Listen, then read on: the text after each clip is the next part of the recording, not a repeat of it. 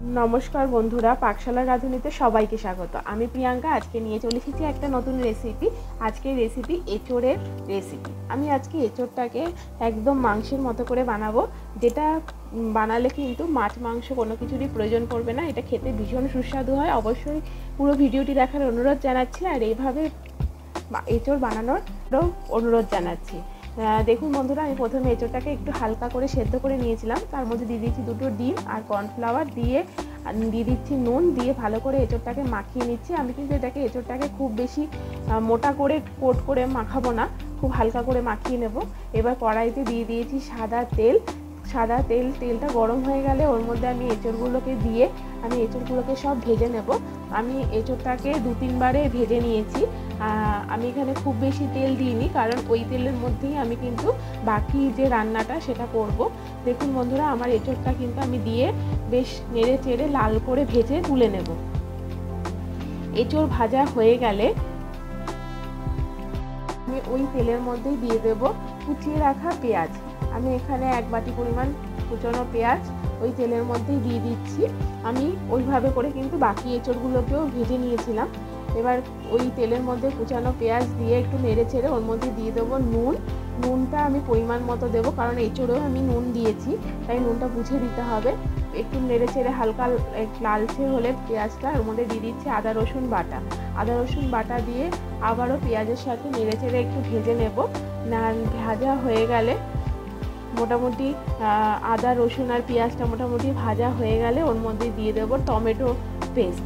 আমি এখানে টমেটোটাকে গ্রেট করে নিয়েছি, আপনারা চাইলে মিক্সিতেও পেস্ট করে নিতে পারেন। আমি টমেটোটাকে দিয়ে নেড়ে চেড়ে ভালো করে একটু কষিয়ে নিয়ে দিয়ে দিচ্ছি এখানে জিরে বাটা, হলুদ গুঁড়ো আর লঙ্কার গুঁড়ো। এখানে এমনি লাল লঙ্কার গুঁড়ো আমি দিয়েছি। দিয়ে দেবো বাটি ধোয়া জল। একটু নেড়ে চেড়ে আমি দিয়ে দিচ্ছি বাটি ধোয়া জল, যাতে মশলাটা পুড়ে না যায়।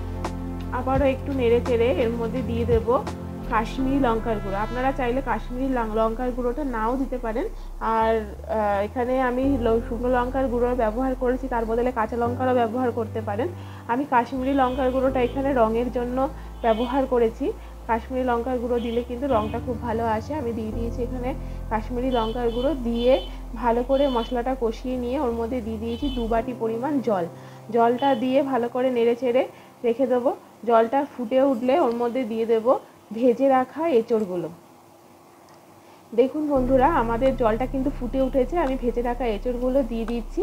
দিয়ে একটু নেড়ে চেড়ে কিছুক্ষণ ফুটলে পরে যখন এটা কিন্তু খুব আমি ঝোল করিনি, এটা কিন্তু আমি একদম কষা কষা মতোই করেছি। আপনারা যদি ঝোল পছন্দ করেন সেক্ষেত্রে জলের পরিমাণটা একটু বেশি দিতে পারেন। দেখুন বন্ধুরা, আমাদের এঁচোড়টা কিন্তু মোটামুটি হয়ে গেছে। এবার আমি নেড়ে চেড়ে এটা আমার নামিয়ে দেওয়ার সময় হয়ে গেছে। এটা আমি এর মধ্যে দিয়ে দেবো একটু গরম মশলা গুঁড়ো দিয়ে আমি এটাকে সার্ভ করে দেবো। আমাদের এই এঁচোড় কিন্তু ভাত রুটি সব কিছুর সাথে ভীষণ ভালো লাগে। আপনারা এভাবে এঁচোড় বাড়িতে বানাবেন এবং আমাকে জানাবেন আপনাদের কেমন লেগেছে। আর যদি এভাবে কেউ আগে এঁচোড় বানিয়ে থাকেন তাহলেও সেটা আমাকে কমেন্ট করে জানাবেন। যদি আমার রেসিপি আপনাদের ভালো লাগে তাহলে অবশ্যই বন্ধু বান্ধব ফ্যামিলির সাথে শেয়ার করবেন। আর যদি আমার চ্যানেলের নতুন দর্শকবৃন্দ হয়ে থাকেন তাহলে আমার চ্যানেলটি সাবস্ক্রাইব করে আমার পাশে থাকার অনুরোধ জানাচ্ছি।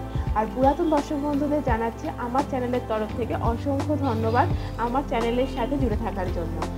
আজ এই পর্যন্তই। আবার একটা নতুন রেসিপি নিয়ে এই চ্যানেলেই ফিরে আসবো। সঙ্গে থাকার জন্য ধন্যবাদ।